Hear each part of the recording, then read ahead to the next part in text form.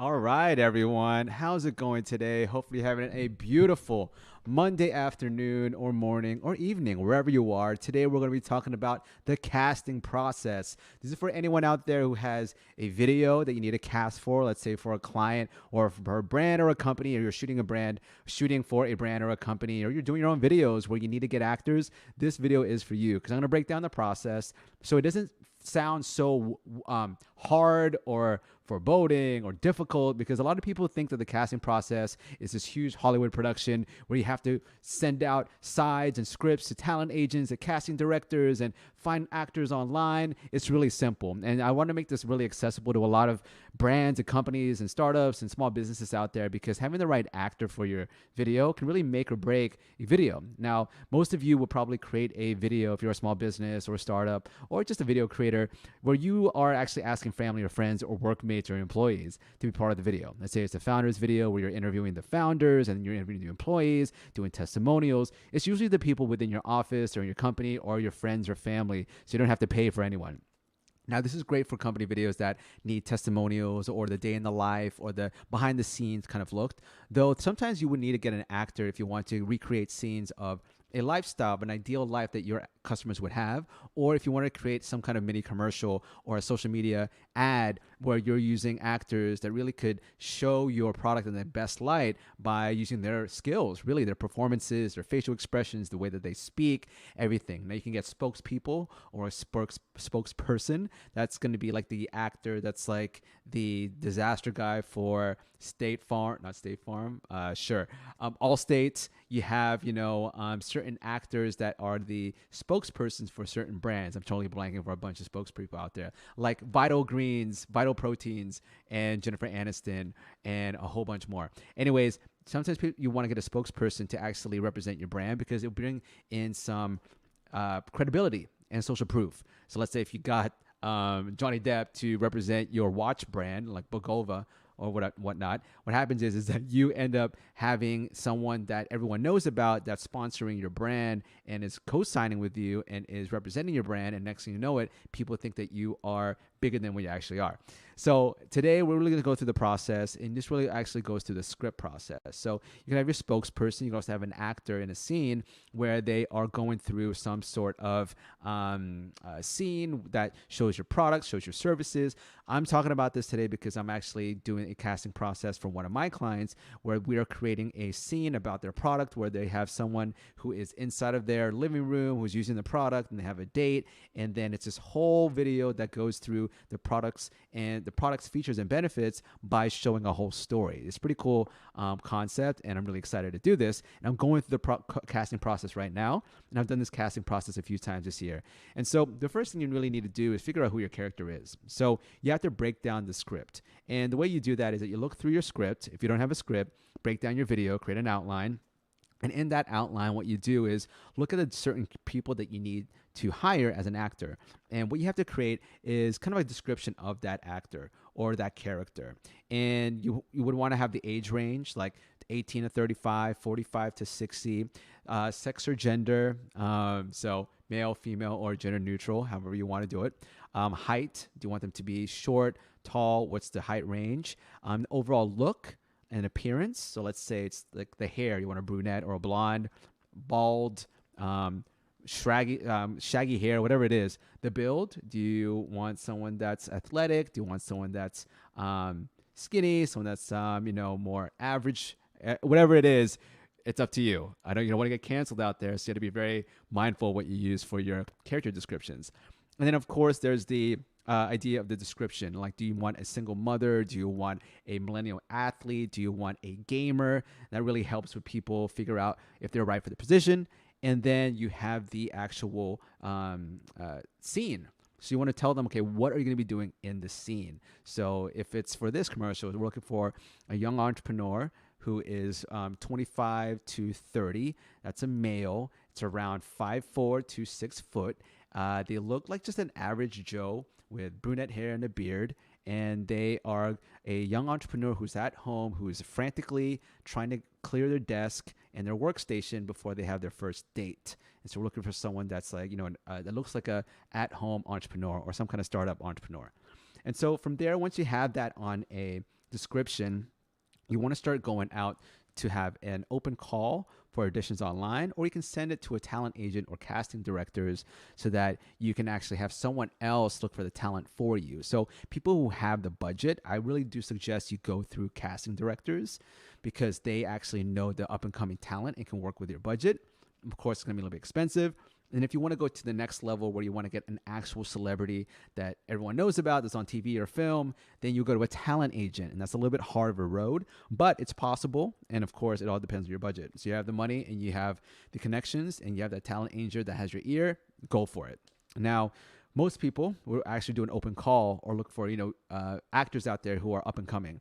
And you would post online. What I use is Backstage, and it's a great resource that I've used for a lot of productions.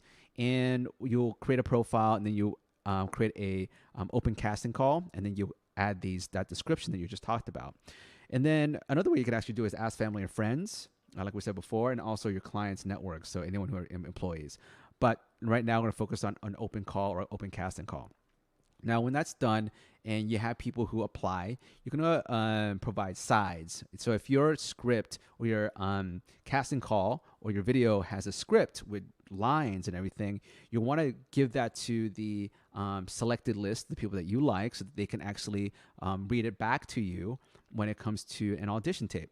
Now, sometimes you have a situation where there is no lines, like this video that I'm doing, and it's mostly just about their movement, or sometimes it's improv. Like I did a casting call for testimonials, and they were just supposed to eat a certain product and give their honest opinion about how great that product was.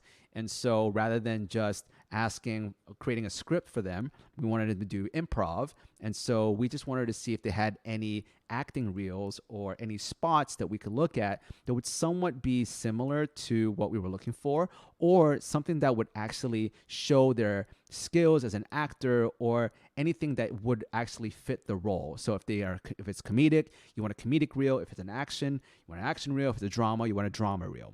So that's really important because you do want to see if they are fit for the role by you seeing their past work, or for them actually reading the script that you have for the role.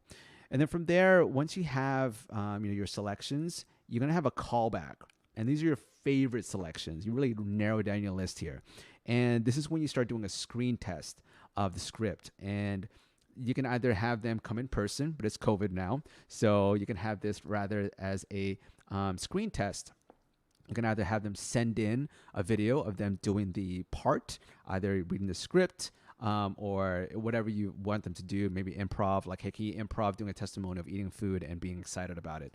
Or you can have a Zoom call if you want to, like, meet the actor, and then from there, you can, as a director myself, it's a really great way to build a connection with the actor that you're going to work with. And actually, as a brand or a producer, that's great for you too, just to make sure that they may look good online, but they might be batshit crazy in person. You don't want that on set.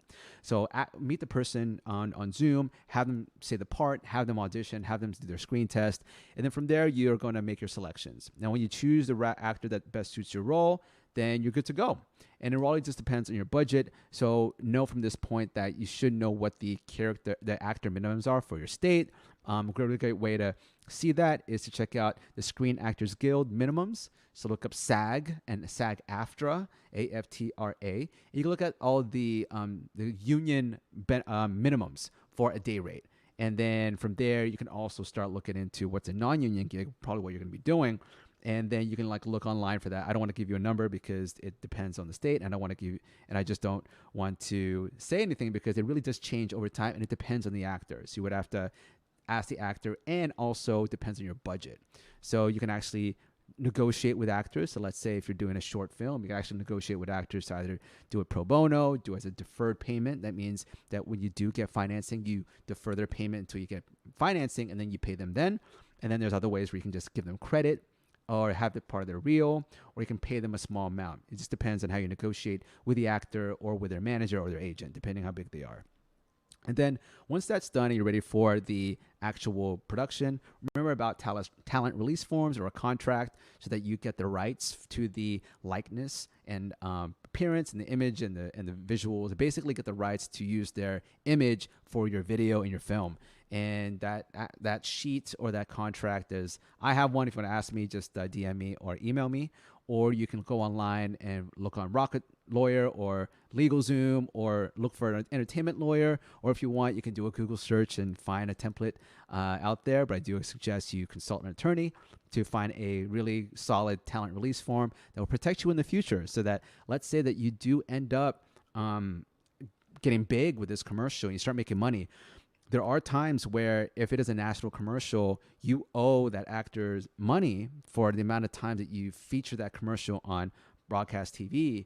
And if you don't have the right buyout clause, where you buy out all their rights, then they may have maybe afforded and owed money. So this is why I say, really do consult a attorney, an entertainment attorney, and just be very mindful of that. And know that before the shoot, have a call sheet. It's always good to tell your actors, where to be, what time to be there, hair and makeup. And then when it comes to hair and makeup and wardrobe, if you don't have the budget for that, tell them to do their own hair and makeup and to bring a selection of clothing.